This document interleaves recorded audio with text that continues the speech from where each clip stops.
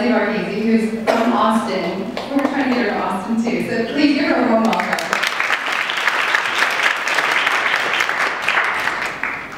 Thank you so much, and I'm really excited to be here. I was hoping to be here last year and wasn't able to make it, and a big fan of Tammy's and ATG, so excited to be here with you today. Actually, my colleague who came last year, Richard Jung, is running for county commissioner in Austin. He'd be the first Asian American county commissioner in the history of Travis County. He's elected actually any county in Texas, and so election day is on Tuesday, so we're phone banking in the Asian community, getting organized, so I'm hopefully going to be able to get back over there tonight.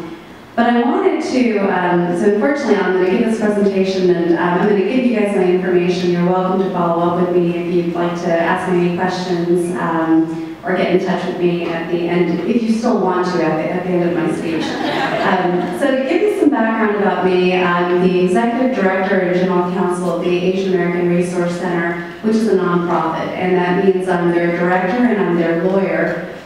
This organization was founded in 2006 in order to build an Asian American Resource Center in Austin, Texas. The Resource Center has gone to the Parks and Recreation Department of the city. So it's a city-run facility. It's part of a trilogy with the Mexican American Cultural Center and the African American Cultural Center. So we're the third leg in that cultural and arts facility. But we're a little different because we were created with a bunch of things in mind. It's really more of, it's not set up like a museum as such, even though there is an exhibition space. And there is a stage, but it's not so much a theater hall, but we have 9 classrooms, we have a library and a computer lab, and it was meant to also have educational and economic development components. Now, how did I wind up in this? I was in the private sector as an attorney for almost 10 years. I practiced in Texas and I moved up east, and when I was on the East Coast, I wanted to do international work, and I worked to build the Asia practice at Mason Peabody, which is an international law firm out of Boston. While I was there, before I had left Austin, I worked on a 2006 municipal bond campaign to get this center built. And the city, the Asian Americans in the city came together, picked Jennifer Kim, who was the first Asian American city councilwoman, and still to this day, is the only Asian American city councilwoman in Austin. We came together and got her elected with the idea, she had no background in politics, the idea was she was going to carry forward this bond for us and get the center established. So when I left to go to the East Coast, I said, you know, this is an important project to me.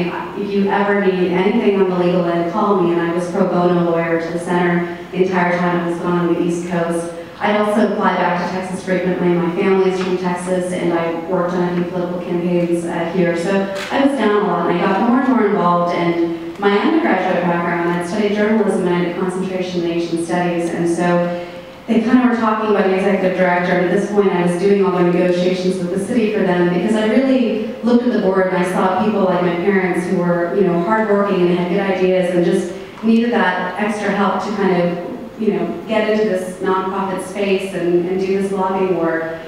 So I kind of came along and offered to come on as their ED, and it's been a game changer for me going from the private sector as a corporate attorney who does an Asia practice and kind of the way, the dynamics of that versus being a nonprofit executive director / attorney, where I think what people value about me and what is at play as a woman has been very different. This is supposed to be personal, so I am going to get personal. Who knows what this is? Who used it this morning or yesterday? What are you going to do? So I will tell you 2 things. I don't have time to get into all my inspirations, but I'll say one is my mother. My mother was a nurse. She worked the equivalent of 2 jobs. She worked night shifts, so we thought she was home during the day, volunteered as a school nurse, so we could see her, and when she'd go to work, it was a ritual. I'd watch her put on her makeup, tie her long black hair in a bun, impeccable white nurse uniform. And so there was something about this idea of being put together when you go to work. And I was laughing because the 2 things I did, really, even though it was humid, I made a half-hearted attempt to straighten my hair before coming here. And I'm wearing Spanx. I don't even need to, it's not even a tight dress. I don't know why I did it. But clearly, something in my ethos told me that to look put together for you today, or to look like whatever I'm supposed to look like, involved shiny, straight hair and a flat stomach. I don't know. But I want to show you a video that will only take a second. And then I'm going to explain to you what this has to do with my transformation, my profession. So I'm going to say, I'm going to wrap up, I'm out of time, but I want to say two things. My life and my thoughts about what it means to be a woman and what it means to be a game changer really existed in the scope of what they're talking about here. Double standards about being assertive, coming off as pushy, what it would take to be a female partner in a large law firm. And what I'd say is that shifting from that to doing community work, representing the underserved, you know, I was building an Asia practice in my law firm, and everyone, you know, is very excited about the contribution of Asian Americans to the United States in terms of economic development. We sort of enjoy a model minority label, and it's hard to be insulted when you're being complimented. But what's interesting is my new job, you know, where I advocate for our refugee communities, or I advocate for the youth in Austin that may have gang violence issues or less than a 10% chance of graduating. Austin, by the way, is a federally designated refugee resettlement city. So I now work with the part of the population that maybe people are less excited, less shiny and excitable, and like it's caused me to really think about what it is to be accepted and on what terms. You know, this, like I said, the initial message of this commercial is very much kind of the sphere of the things that I thought about as a woman in the profession I was in private practice.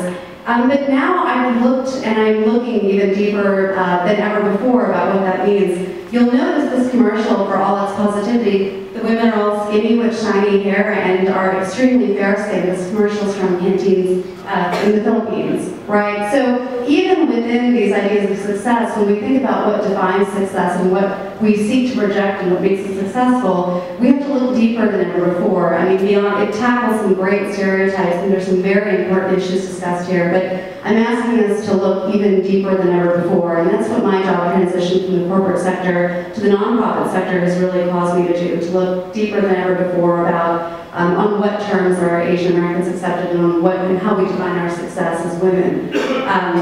I will say the one other thing I'll mention if anyone has questions. I teach Asian American studies. This semester I'm teaching Asian American jurisprudence that involves teaching the uncomfortable parts of our history, not just our successes, but also things about the Japanese internment, the fact that the first Border Patrol in Texas were actually called Chinese catchers.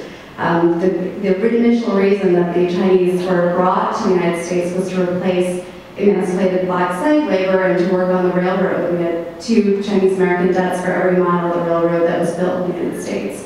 There are so many things like that are not taught in our history books or in our school curriculum that our youth aren't learning, nor other American school children. And so part of our goal at the center is to certainly celebrate cultural affairs, but our opening exhibit at the center was actually on Asian text and history and explored all of these topics. So I guess I'm at a stage in my professional life where changing the game means getting uncomfortable and examining things more deeply. I need to wrap up for time, but I'm literally going to give you my phone number if you want to call and ask anything.